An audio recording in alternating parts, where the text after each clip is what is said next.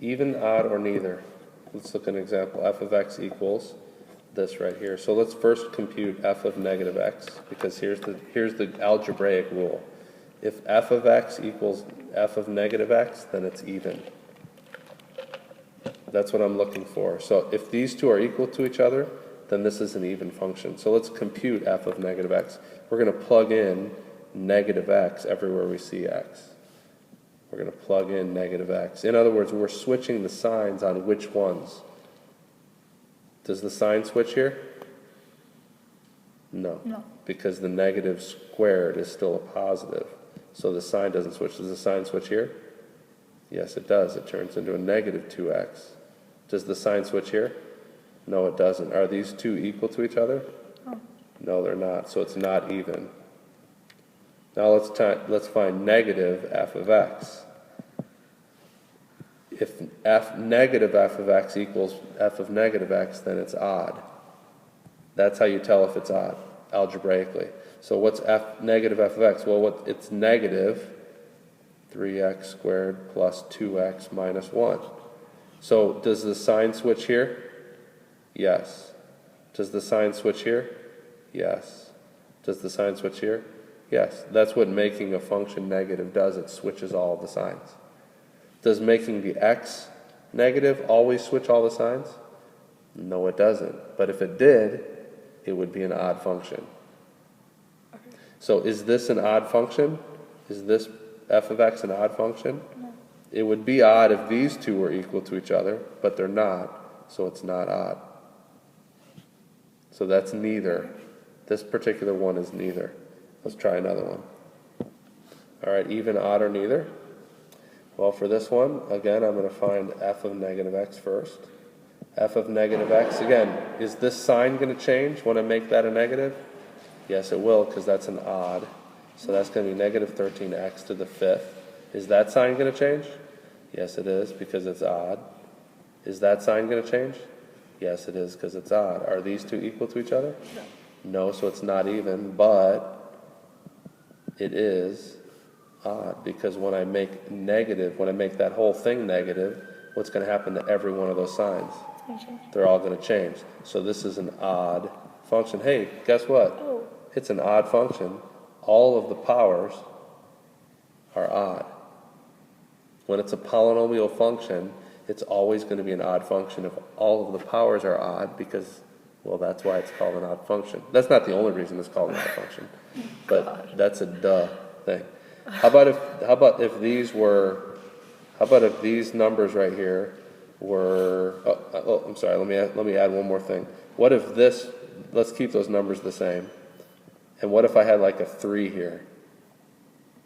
What if I had an extra number out there? Would that still be odd? It wouldn't be, because these signs would all change for f of negative x. All of those signs would change, but this one wouldn't change because there's no x that I'm changing in here. Those would all change for f of negative x, but it would not all change for negative f of, I'm sorry, these would all change, even this one would change, so these would not be equal to each other. And so this one would be neither. Okay, let me try one more. What if these symbols, now if we understand the odd thing, what if these were all even? What if this was 6 and this was 2 and this was, let's say this was 6, that was 2, this was 4, sorry. What if I had that? This one, if I compute f of negative x, what's going to happen to the sign here? Well, if it's an even-powered variable, the negative 13 to the negative x, times negative x to the 6th, that negative sign is going to go away because there's an even number of negatives that I'm multiplying together. So that sign is not going to change. Same with this one. That sign is not going to change. Same with this one. That sign is not going to change. So I would have these two being equal to each other, so this would be an even function. And hey, look at this. Those are all even powers. Okay, what if I added 3 here?